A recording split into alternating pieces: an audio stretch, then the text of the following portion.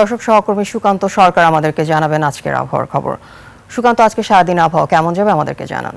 আফিফা, আপনাকে ধন্যবাদ। দর্শক, আজ 23 ফেব্রুয়ারি জানিয়ে দিব আবহাওয়ার সর্বশেষ তথ্য। যেমনটি আমরা জেনেছি যে মৌসুমের স্বাভাবিক লঘুচাপ দক্ষিণ বঙ্গোপসাগরে অবস্থান করছে এবং এর একটি বর্ধিতাংশ উত্তর বঙ্গোপসাগর পর্যন্ত বিস্তৃত রয়েছে।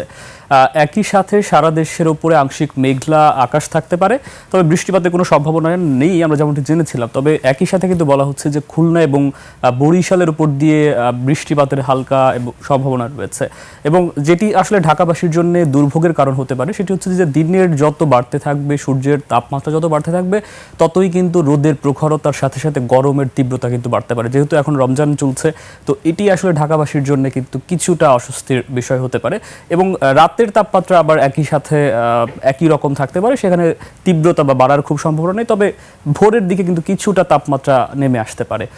আমরা যদি ঢাকা সহ আশপাশের অঞ্চলে আজকের গড় তাপমাত্রা লক্ষ্য করি, তবে আমরা দেখছি যে ঢাকার পাশে কুমিল্লাতে 25 ডিগ্রি সেলসিয়াস, চট্টগ্রামে দেখছি যে 25 ডিগ্রি সেলসিয়াস, বরগুনাতে আমরা দেখতে পাচ্ছি 25 ডিগ্রি সেলসিয়াস, আমরা খুলনাতে একই সাথে দেখছি যে 25 ডিগ্রি সেলসিয়াস এবং বরিশালে 23 ডিগ্রি সেলসিয়াস, রাজশাহীতে আমরা দেখছি যে 23 ডিগ্রি সেলসিয়াস, একই সাথে ময়মনসিংহে 23 ডিগ্রি সেলসিয়াস, সিলেটে 21 ডিগ্রি সেলসিয়াস।